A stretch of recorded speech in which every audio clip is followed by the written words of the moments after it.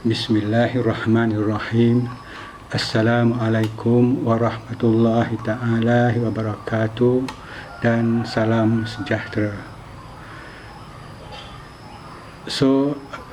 Kita akan teruskan dengan kuliah kita yang seterusnya, iaitu Integrated Multi-Trophic Aquaculture atau juga dikenali sebagai IMTA. Akan timbul pertanyaan, apa itu Integrated Multi-Trophic Aquaculture? Okay.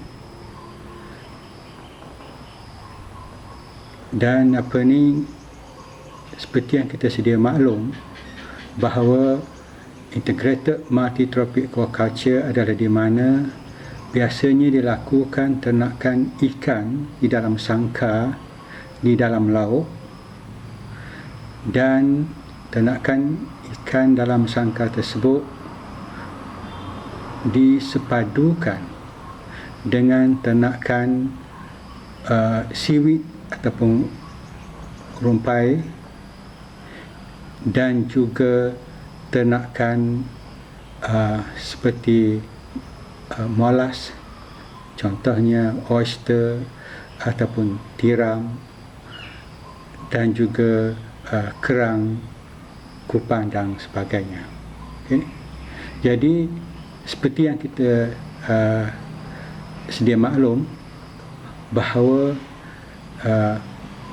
hasil buangan ikan yang diternak dalam sangkar ataupun sisa-sisa makanan yang tidak dimakan oleh ikan akan dibawa, sebahagian kecil dibawa oleh arus, di mana ia akan diserap oleh rumpai, sebagai makanan, dan sebahagian makanan yang tidak dimakan oleh ikan akan jatuh ke dasar laut, menjadi makanan kepada zooplankton, yang mana zooplankton ini akan diserap oleh dimakan oleh molluska dan sebagainya. Jadi IMTA ini adalah satu sistem yang agak fleksibel, dan IMTA ini boleh dilakukan di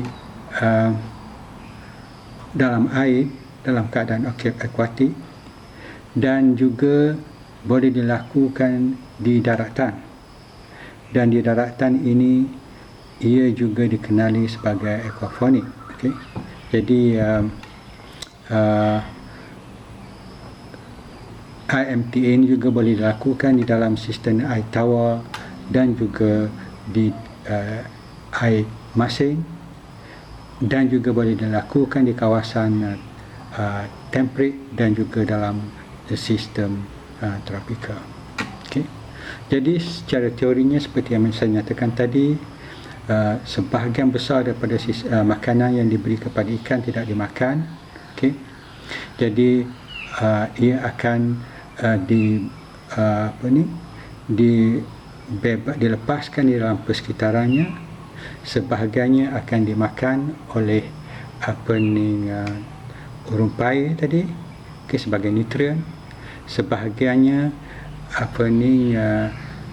dimakan oleh komuniti zooplankton, dan zooplankton ini akan dimakan oleh molas, kerang, kupang, tiram dan sebagainya. Dan hasil daripada penapisan oleh rumpai tadi, air sekitar di mana aktiviti tersebut berlaku akan menjadi bersih, dan ini menjadi kebaikan kepada ternakan ikan. Dan adakah sistem IMTA ini dianggap sebagai sustainable atau mampan? Ya, memang. Kerana sisa makanan daripada aktiviti sisa makanan yang tidak dimakan oleh ikan ataupun najis ikan akan menjadi makanan kepada seaweed dan juga makanan kepada zooplankton seperti saya nyatakan tadi, dan zooplankton menjadi makanan kepada invertebrate, bivalve dan sebagainya. Okay? Dan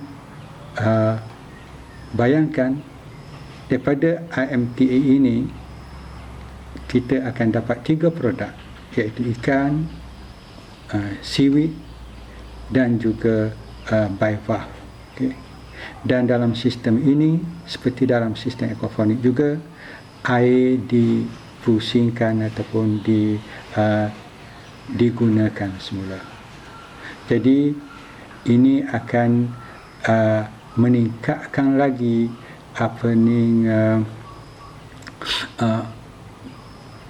production dan juga nutrien yang ada di dalam kawasan tersebut. Jadi ini adalah satu sistem yang memberi sangat kebaikan. Okay? Jadi dalam sistem ini konsepnya seperti saya nyatakan tadi adalah sama seperti aquaponik. Okay, ingat atau tidak, di mana aquaponik hasil buangan ikan, air kotoran ikan tadi diserap oleh akar pokok, okay, untuk mendapat nutrien untuk pembesarannya. Penafisan ataupun filtration oleh pokok tadi akan menjadikan air jernih, dan air yang jernih akan digunakan semula oleh ikan. Jadi konsepnya sama, okay, di antara aquaponik dan juga IMTA.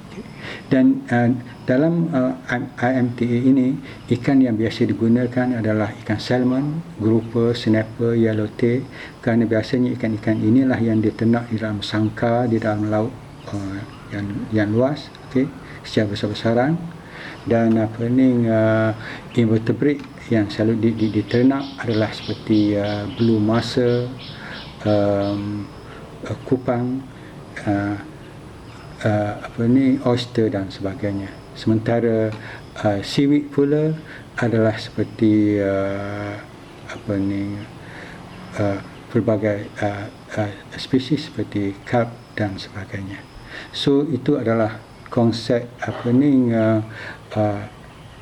IMTA, dan sebagai penutupnya kita boleh merumuskan IMTA adalah cara yang terbaik untuk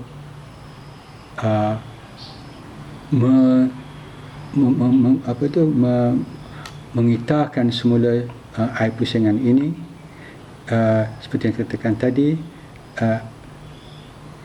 sisa makanan daripada ikan digunakan sebagai nutrien oleh seaweed, dan juga sebagai makanan kepada zooplankton, dan zooplankton ini sebagai makanan kepada bivalve tadi. Okay? Dan hasil penafisan oleh seaweed tadi membolehkan air di persekitaran tersebut menjadi bersih untuk digunakan semula oleh ikan. Okay?